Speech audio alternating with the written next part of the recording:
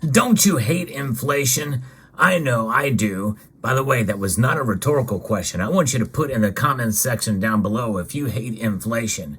And by the way, inflation is something that we have all been living with ever since we were alive. I don't care if you're 90 years old. Every single year you've experienced inflation because the Federal Reserve does so by design. But what happens in the case of deflation? And what happens to gold and silver when there's deflation? We'll talk about that and so much more as we explore.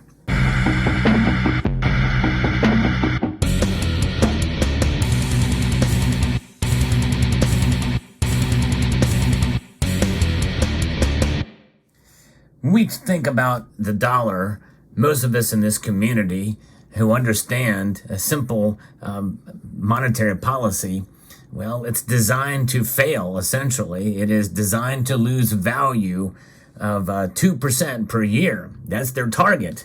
They're okay with that. They're okay with that devaluation of the dollar of 2% per year. But nonetheless, I don't know about you, but I do know about me, and I don't like that either. Right now, we are living in an era of higher inflation, higher than even what the Federal Reserve is comfortable with, hence why they have been tightening with their monetary policy. That's right. For all intents and purposes, they are taking in more money than they are printing or digitizing, and that is quantitative tightening. But what would happen if we went into a deflationary period? Well, we're going to talk about that here. And first, we have to understand what that would mean. That would not necessarily be a good thing. In fact, there are some economists who say that if the dollar were to go into a deflationary period, that could be the beginning of the end of what is known as the everything bubble, where everything will just kind of collapse, including the derivatives market or a lot of the derivatives markets. And if we see that happen, we could see a deflationary period because people are not spending, and things would go down, down, and down. And so the goods and services would fall because there's less demand for it. And to some extent, we're kind of seeing that in the precious metals market right now. Gold and silver, as I record this video, there's a little less demand for bullion products, such as you see here. And so those prices go down, the premiums go down, and we are starting to see, at least to some extent, spot price go down, at least as of the recording of this video. But by the time you see this, gold and silver could rebound. But stay with me here because there is a cycle to gold and silver, certainly, and we see the price fluctuate. But what happens? What is known about gold and silver, especially in this community? We see them as protections against inflation, right? Well, you'll notice that I very rarely talk about that, at least specifically. I always say that gold and silver protect us from economic instability because, yes, indeed, they can protect you during periods of deflation as well as inflation. Now, I'm going to talk about that here now. So what happens in a deflationary environment? Well, the prices of goods and services fall. Yes, fall below. In other words, we go from a period where the cost of goods and services go up on an average of 2% per year to falling about that, or 1% or below. We came fairly close to that during the rise of the pandemic. In March of 2020, for instance, we saw gold and especially silver fall precipitously down to below $12 an ounce for silver. And gold had a big pullback as well, too. But the cost of goods and services were only inflating at an average of about 1 to 1.5%. In other words, well below the Federal Reserve's target. If we would have seen this kind of activity continued and further shutdowns that were already crippling as they were, well, we very well could have seen and entered into a deflationary period. And so deflation is something that is a possibility down the road. I don't think it's going to happen anytime soon. In fact, I think we are at a greater threat of stagflation rather than hyperinflation. What is stagflation? That's low employment and high prices. A bad combination, which that alone could lead to a deflationary environment as well, too, because prices being rising, well, sooner or later you're going to have to sell off some product, and you're going to have to sell it for a lower price. Anheuser-Busch is seeing this and recognizing this too. We are seeing deflation happen in some Anheuser-Busch products. By the way, rightfully so, but I digress. So here we have a situation where goods and services are falling, and usually it's at least according to some theorists, that means it's a precursor to some dramatic economic event, such as a potential crash or a downturn of epic proportions. We're talking a deep recession or maybe even a mild depression. And that is something that we have to keep an open mind about, that it could occur. We could see a deep recession.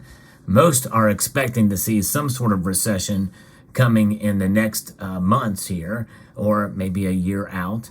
But they're saying that that's going to happen. And there are periods and cycles that are natural where recessions occur as well too. But if we hit into a fairly deep or a deeper recession than what was seen in 2007 and 2008, we could actually see prices fall for everything. And by the way, that includes gold and silver. So how does gold and silver protect you then from deflation? Well, it's really quite simple, because gold and silver indeed will go down in price, but they will maintain some semblance of value. And for those of you who know, I do discuss the difference between price and value. There is a difference there. Value is something that people recognize above and beyond what the price is on a particular good and service. For instance, silver below $12 an ounce during the height of the pandemic does not mean that silver was worth $12 an ounce during the height of the pandemic. And for those of us that were buyers during that time, we know all too well why that's the case. Premiums skyrocketed then. People were buying silver like crazy. And it was the beginning of a big boom on silver bullion purchases that really has only recently subsided a bit. And so there isn't to some extent, there is a deflation situation happening with regards to bullion now. Very, very, very minor though. But nonetheless, when the prices drop or premiums drop, that's a sort of a type of deflation that we're seeing. But in the overall grand scheme of the economy, what does this mean? This means that the price of goods and services will fall, and gold and silver will fall as well, but they will not fall at the same rate as the other goods and services. So in other words, let's say, let's use an extreme example of gasoline. Let's say gasoline falls to $2 a gallon. And right now it's pushing $4 a gallon in some places, maybe even higher. That's a 50% drop. But gold and silver may drop as well too, but it will not be falling by 50%. It may only fall 15%. Therefore, your gold and silver have become more valuable even though the price is lower. Let me repeat that again. The price and the cost of goods and service in a deflationary environment where CPI may come in, perhaps maybe even down, radically, 15% or so just for across the board. Let's say there's a deflationary environment where it falls 10%, let's just say, to simplify things. Inflation fall or deflation of 10%, pretty radical decline in goods and services across all the measured areas, spectrums, across all 12 Federal Reserve banking districts. You have that, but gold and silver may only fall 4% in price on average during that same period of time. That means that price has fallen, but the value has increased for your gold and silver based off of market conditions. And that is how gold and silver can indeed protect you from deflation. Now, some of you who are quite astute may have noticed something about these coins here. I'm going to talk a little bit about this here because this is back during a time when silver's price was low in 2015. And of course, gold's price was much lower in 1990 than it is today.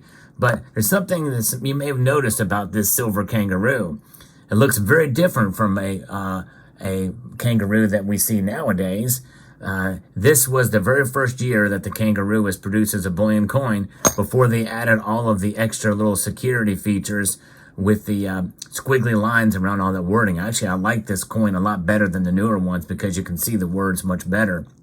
No, it does not have some of the security features that you see in those coins, but I think they could have done a little better job with those and made them, some of the lettering and other factors, a little bit more maybe not so distinct so that you can read the words better. But this is a rarity. You don't see these too often. Only have a few of these. There may be some numismatic value to this seemingly just regular bullion coin. So I thought I'd show this on such an important topic here as this, talking about deflation. So yes, indeed, fascinating. But two kangaroos hopping along, the economy is hopping along, and we could be hopping along to in deflation coming, perhaps. I don't know when, but watch out for it. And if it does, gold and silver will definitely protect you against that as well. So let me know what your thoughts are on this subject. Hope you found this video informative, insightful, and educational. And I would like to extend a multitude of gratitude to each and every one of you for watching this video, and to encourage you to please rate, share, comment, and subscribe.